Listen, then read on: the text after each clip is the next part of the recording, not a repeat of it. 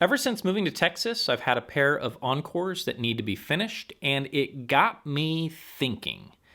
If there was one humble little boxed speaker that, despite the many challengers that I've reviewed on this channel, they are still my favorite bookshelf speaker. I also got to thinking, now that this pair is finally up and running, I'd be happy to use them as my go-to reference for any bookshelf or stand mount speakers that come my way, regardless of their price point. That's right. The true beauty of the XLS Encore is that regardless of their reasonable price, they will stand toe-to-toe with any box bookshelf or stand mount speaker I've personally encountered and leave the often overused phrase, "for their price," in the dust. The truth is, and this is the truth, the Encores compete with just about anything and often surpass the competition in several categories that I'm paying attention to. First, even with the basic crossover, the Encores excel at transparency, meaning the image that's thrown around the room, especially when giving them room to breathe, is the kind of performance that makes average, everyday folks into bona fide, hardcore audiophiles quicker than Danny Ritchie can run the 50-meter dash. Hyperbole aside, it is indeed their ability to throw an image around the room in ways that most speakers can't possibly comprehend is the ace up their sleeve. And my goodness, it is jaw-dropping incredible to hear these things in the sound shed with my acoustics finally being under control.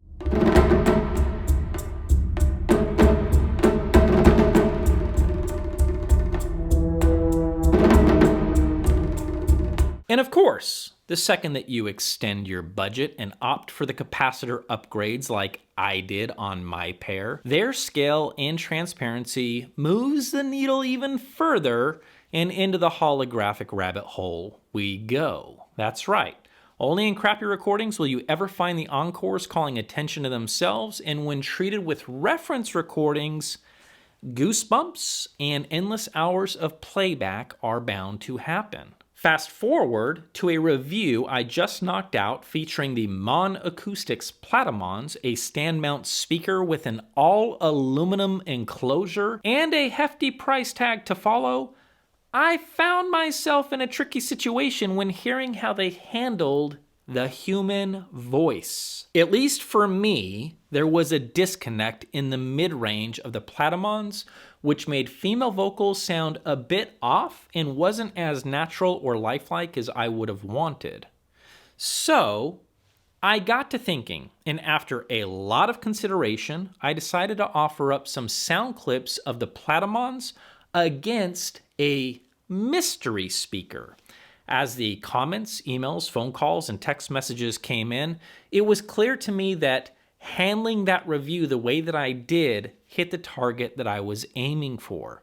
You folks could make out exactly what I was describing, and when hearing this mystery speaker for themselves, well, a lot of you guys insisted that we take the lid off this mystery box and find out what the heck this speaker is. And no, it's not the Encores.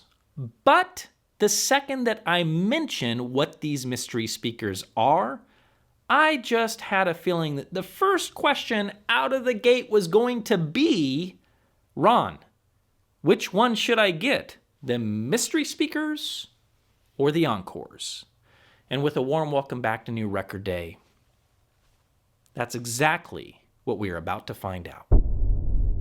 Meet the LGK 2.4, using a pair of wideband drivers, one in the front and one in the back, more on that in a minute, and 4 aluminum cone woofers in a sealed enclosure.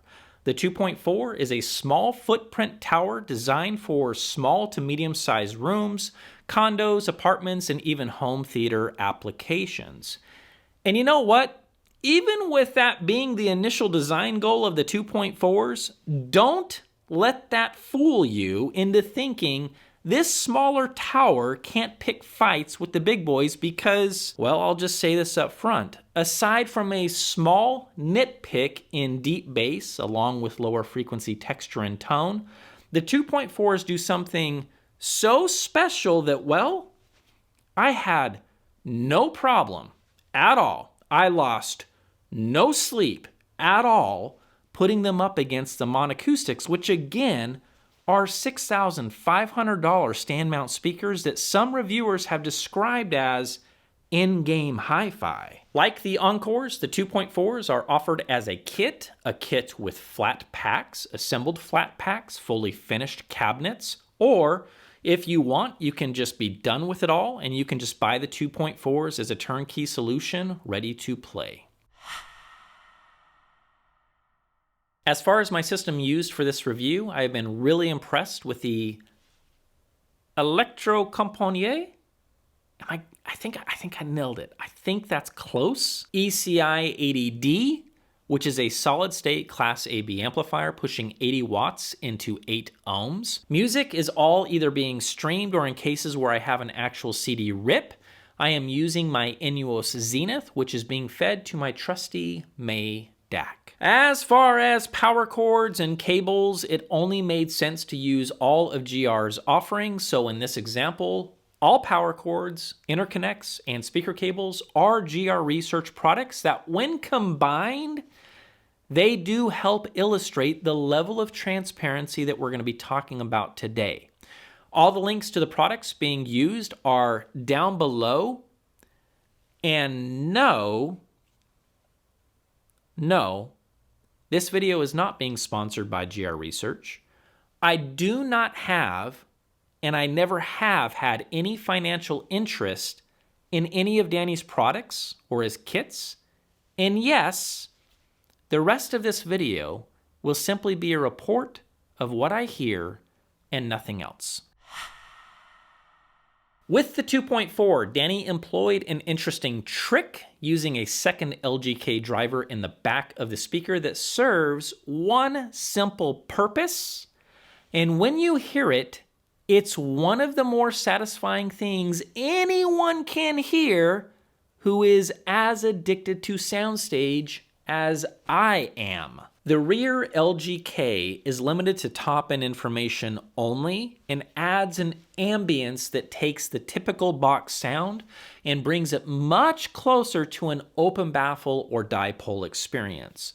With the sound shed being close to complete and acoustics under control, I noticed by having diffusion behind the 2.4s only helped in this area, and the three-dimensional layering that I am hearing from tracks in this room reached levels of definition I rarely hear in any boxed speakers, and that is regardless of their price point. That little trick for ambience works, and if your room is decently treated, it's going to take you about 4 seconds to realize just how underappreciated the 2.4s really are, and guess what?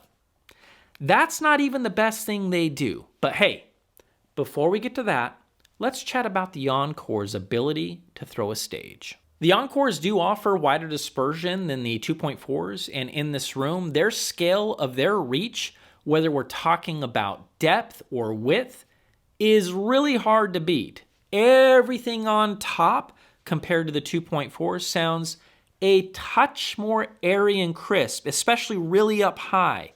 Taking a look at the 2.4s on access, there is a small dip extending from 6 to 9K that isn't seen in the Encores. That bandwidth is far away from areas we might associate with a speaker being bright, but does contain harmonic information such as air, harmonics, and spatial information.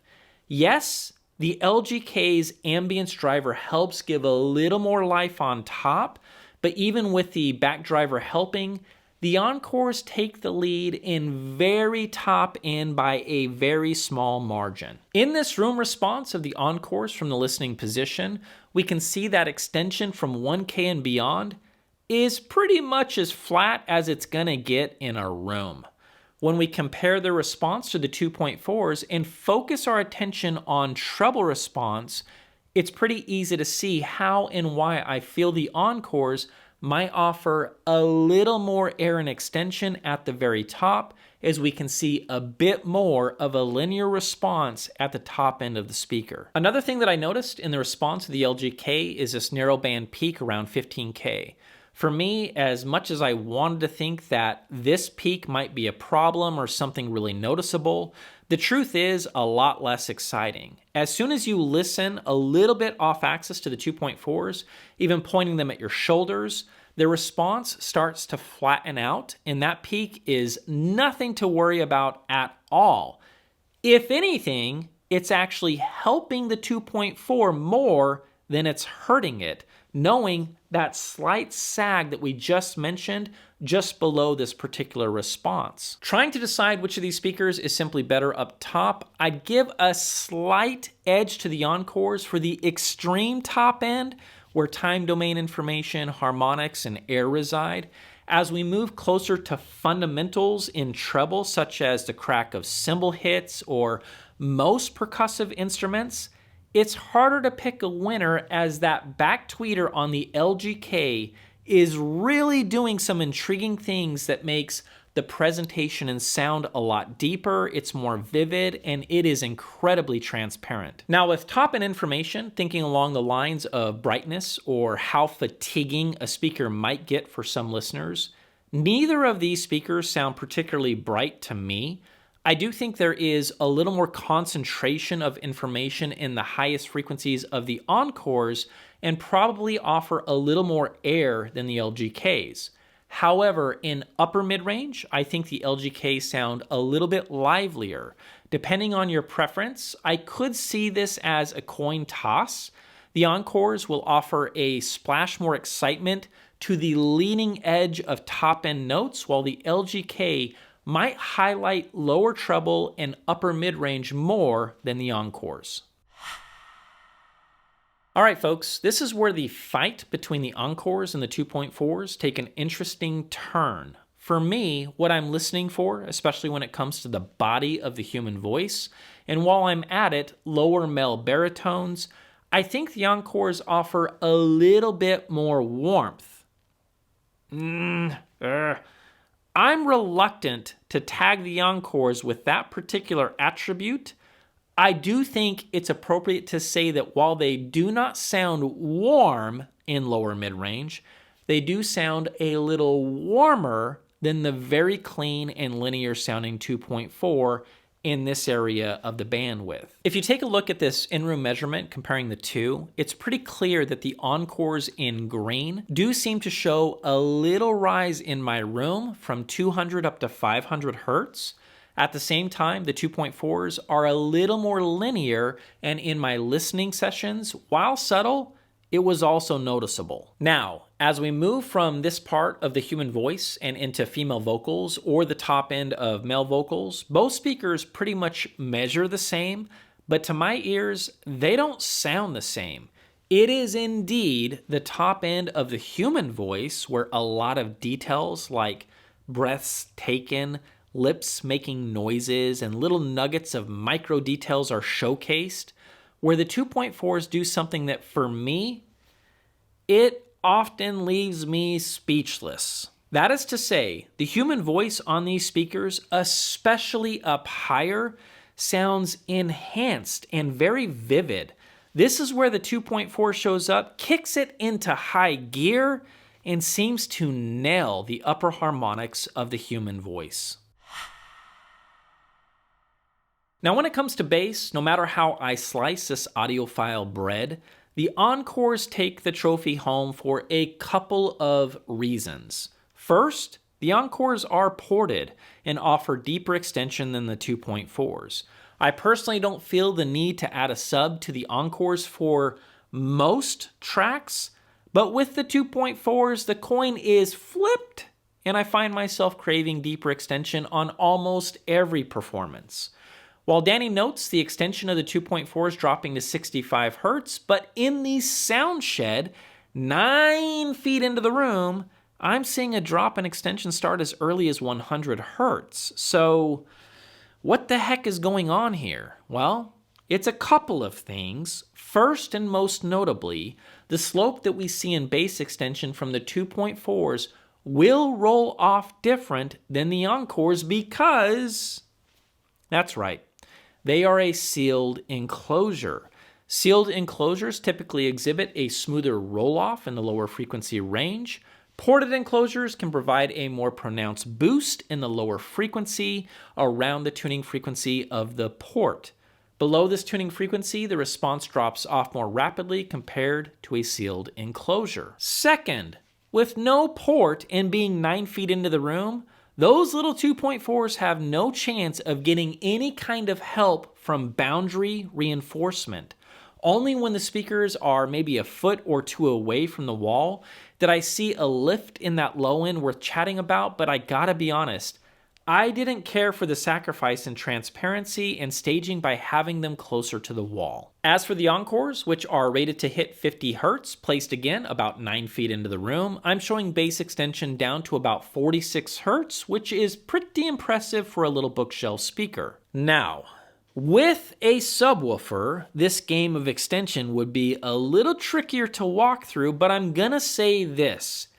Even with subwoofers brought to the party, the Encore still wins below the belt because... That's right. See? This is why I love you guys. You already know what I'm about to say, and whether it's conditioning or grooming, I'm so glad we are finally speaking the same language. That's right. Texture and tone. When a good old paper cone driver shows up, the details from bass are almost always delivered, and with the Encore sporting the M165 driver, it's a slam dunk when it comes to bass resolution. Now I'll say this, the 2.4's bass resolution isn't bad. It does offer more detail than some other aluminum cones that I've heard, but when I lean into mid-bass and really focus my attention as to what the heck is going on, the Encores dish it out without even trying. With the 2.4s, it's slightly damped sounding or heavier sounding. It's almost as if the details are just having a harder time poking out and sound slightly muffled when I compare them to the mighty Encore's bass capabilities. Now, if you're new to Danny's offerings or channel, which I will link down below, it doesn't take much time to figure out that Danny's idea of great sound is closely tied to how a speaker performs with soundstage, which is a believable performance in the room, where you guys, the listener, can close your eyes and forget the fact that there are two speakers playing a performance in front of you. With both of these speakers, they do exactly that, and picking a winner is very difficult. You know, I think it might be the flip of a coin and a lot of side steps. On one hand, I do feel that the subtle details in air and top-end harmonics probably goes to the Encores, but in terms of top-end depth and imaging, my vote would be the 2.4s. Staging in the midband is an easy win for the 2.4s if you are focused on upper mid-range or obsessed with the human voice. Male vocals might be a tie and could come down to application and if you are looking for just a tad more body in male vocals. If that's the case, I'd say the Encores win, but if you are looking for something that is just a little bit cleaner or more linear, the 2.4s might be your dragon to ride. Whatever staging and bass instruments that can be heard, and yes, there is enough detail in both of these speakers to identify bass localization, my vote goes to the Encores. With paper cone being their ally, they can just dish out better bass resolution than the 2.4s, and also, of course, drop bigger bombs. All right, folks, a review ain't complete unless I'm throwing everything that I can at you. In tomorrow's video covering sound clips with commentary, I'm going to bounce back and forth between both of these speakers, and I'm eager to see what you guys think. Also, let's hold Danny's feet over the fire and compare both of these speakers with the original reference recording and see just how close his speakers come to the reference clips. I can assure you, a lot and I mean a lot of hard work and effort went into this next video, and you will be missing out on a lot of the evidence needed to support everything that I had to say in this review. So mark your calendars. That video will be released tomorrow morning, unless, of course, you are a patron. If that's the case, you can watch it right now as a perk for signing up for a measly $2. So yeah, the show's not over, folks. Let's pick up where we left off in tomorrow's video, and with that, I'll see you GR research-loving audiophiles in the next video.